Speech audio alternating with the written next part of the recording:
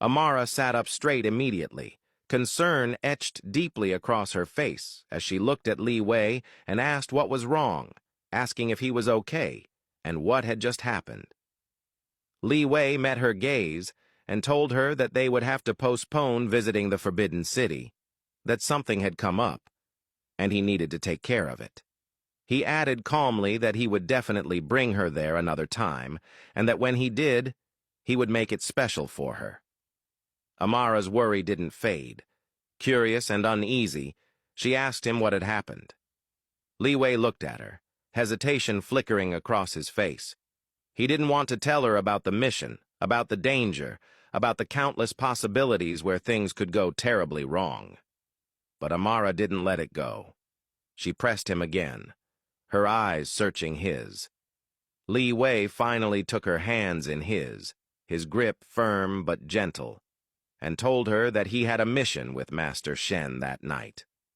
Amara's breath hitched as concern deepened, and she asked if it was going to be dangerous. He shook his head, telling her that this one wasn't dangerous, that it was something simple, nothing she needed to worry about. Amara nodded slowly, forcing a small smile, choosing to trust him. Liwei pulled her into his arms, holding her tightly, burying her against his chest as though he wanted to shield her from everything.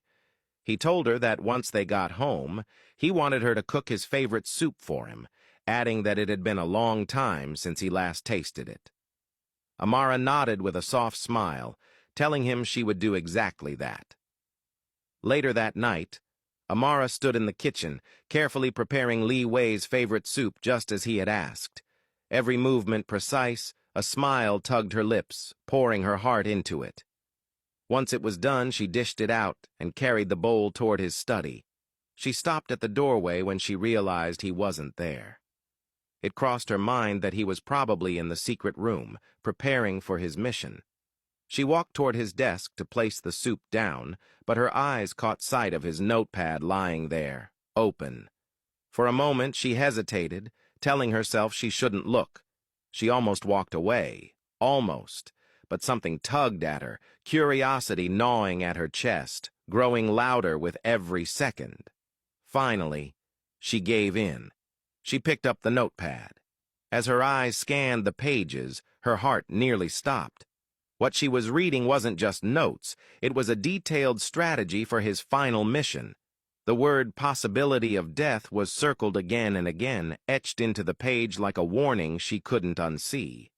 There were plans laid out for what would happen if he didn't make it, instructions for how she should survive without him, a roadmap for her life after his death. Every line screamed danger, every word felt like a farewell. Her hands trembled as her chest tightened, her heart threatening to shatter into pieces. She stood there frozen, unable to move, unable to breathe properly. That was when Liwei walked in. He stopped at the doorway the moment he saw her holding the notepad. He knew immediately. He asked her what she was doing. Amara turned toward him, her steps swift and deliberate as she crossed the room. Fire burned in her eyes, raw and unrestrained. It was the first time Liwei had ever seen her like this, worked up, furious, fearless. She held the notepad up, demanding to know what it was. Before he could explain, she leaned in, her voice shaking with emotion as she told him that he was not going anywhere. She stepped closer, her eyes blazing, hands trembling slightly but her posture unwavering. She told him he would not walk out of that house into the night, not into danger, not into death.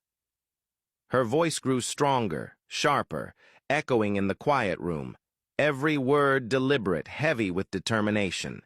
She declared that if he wanted to leave, if he dared to try, they would have to tear the house apart in the process, walls crashing, furniture splintering under their fight and struggle. She would not step aside. She would not yield. Tonight, he was not going anywhere, and if he insisted on leaving, he would have to get through her first. He stared at her, the air between them almost vibrating with tension, every heartbeat loud in the silent room.